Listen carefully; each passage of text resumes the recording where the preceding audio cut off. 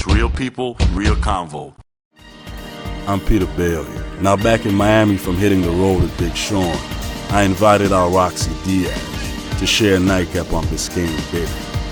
On this picturesque Magic City evening, the bodacious 106 & Park host dished on her foray into Hollywood, the recent controversy surrounding Baton Rouge MC Webbie, finding love amid the cameras, and being an icon to young women. NBC, you're putting my life in jeopardy right now. This guy has no idea what he's doing on this boat, and it's a nightcap, but it's during the day, but we're not getting into the specifics about it right now. You're watching Peter Bailey right now. Focus on, see, where are you going? What are you doing? This is terrible. I got you. I did not sign up for this. I got you. I'm Peter Bailey, and I'm a beautiful Biscayne Bay with the very beautiful, sultry Rocsi Diaz. I'm here. Thank you. Thank you for joining me on the Bay, Rocsi. This is the best interview ever already. Great. Already. Every interview should be on a boat. Cool.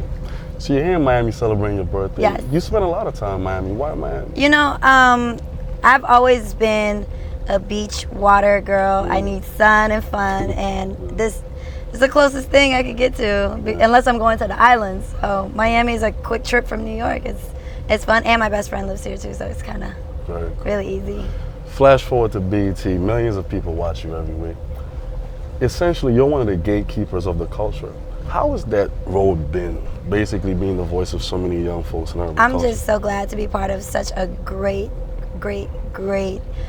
establishment. And you know, 106 & Park means so much to just the hip-hop community in general, and we're so lucky and blessed to still have an outlet. When you look at other networks, you look at your MTVs and your VH1s, they're not playing videos anymore.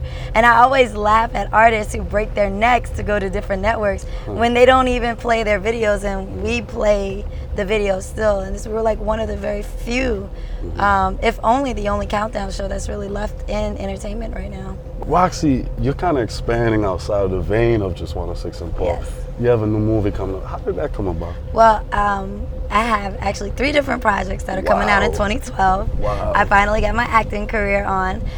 It came about through word of mouth. People started hearing that I was acting, and little cameos, you know, started just helping out the gossip and the rumor mill in the industry that she's actually acting, y'all. So the project 1, which is Gang of Roses 2, is going to be really fun. It's a Western, and I thought, hey, I think that's a completely different light to be in a Western. I get to ride horses and play in the dirt. It's definitely a different look. So little did I know it was going to be 100 degrees in California as we were shooting in the desert. What a look. It was, and I have on this cowboy Western gear. It was hot as hell. It's definitely not a vacation. But I think it's just part of the natural progression. You know, I come from radio. I'm hosting now and starting to DJ, and now going into acting. You know, Rocsi, speaking of natural progression, you do a lot of work with young girls, you know, because in many sense you're a role model, you're an icon to them. How is it being a woman in an industry so driven by machismo? Like, how do you kind of keep that fine line? I have great friends that will tell me no. I think too many people have yes men in the industry. My friends or in my circle are people that I've been knowing for over 10 years. They know Raquel, they don't know Rocsi. You know, they can't even fix their mouths to call me Rocsi. And I think that it's very important to have a balance of a foundation of really good people around you to keep you humble. And I'm very spiritual. I'm a church girl, so you know, I'm a Christian-based girl, and I believe in karma, so I don't believe in treating people bad. You know, what goes around comes around. Speaking of those male fans, many of your male friends, is Rocsi single?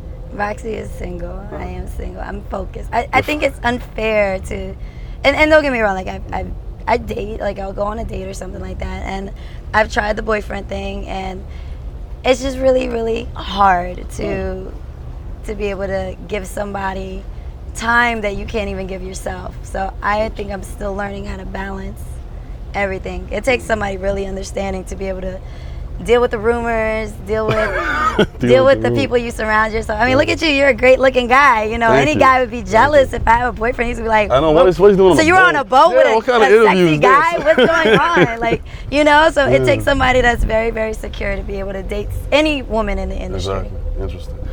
I got to touch on it.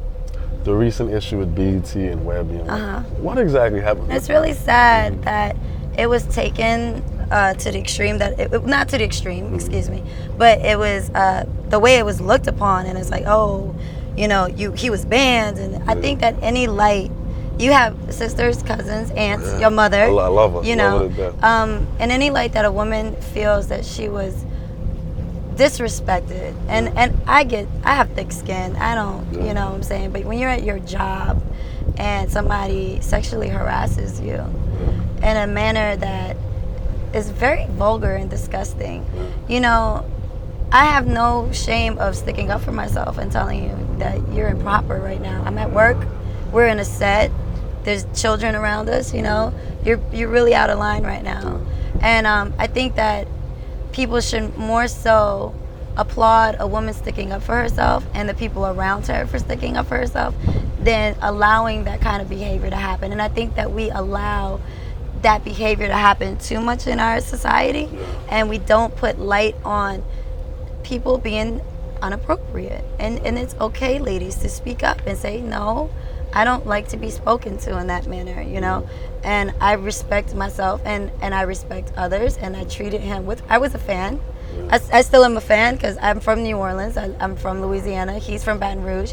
I love his music, I bounced with it, the best of them, you know. But to have somebody that you really were a genuine fan of, to turn around, and I understand maybe there was some type of little crusher, but you still, there's a manner in which you speak to people, and he disrespected me, and Terrence stood up for me, I stood up for myself, and the network would not allow anybody to come and disrespect their host in that manner. And it had to have been severe enough for it to, it wasn't like just a blow-up situation, it was really inappropriate, and it's really sad, and I just hope that he just understands it, you know, and it's never been an apology, it's just been like more of a upsetting incident from he can't be on BET no more, where it's not been like, I'm sorry. But his management and everybody has reached out, and they've been super duper nice, and wait, it's gonna be a wet t-shirt contest because it's a white t-shirt right now.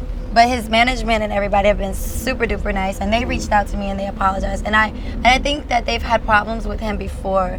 I think if you YouTube him, you can see other interviews where he's been very, very inappropriate. I got a short end of the stick where some other women have gotten from him, which was really, really, really sad. And finally, Rocsi, you know, your story seems so dynamic, just coming from wherever you come from, and just having a voice for women.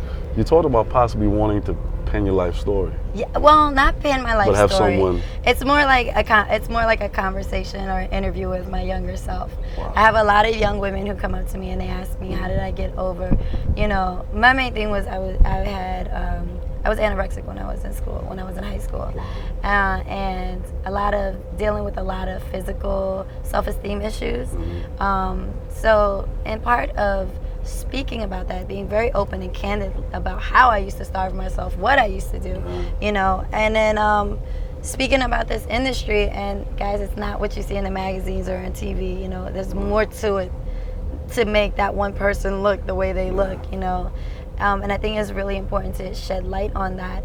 And I get a lot of women that ask me, how do I get in? What do I do? You know, and I started very, very young, so why not help? You know, why not be a voice? I'll buy that book. You'll buy a book? Of course. It's not gonna have any pictures. So. We want the pictures. Are you sorry? Maybe some pictures. Some, just a couple. Rocsi, thank you so much for sharing. Thank you for the boat ride. Of course. This is a great conversation. Thank you. So can we go over to the Bahamas real quick? Right now.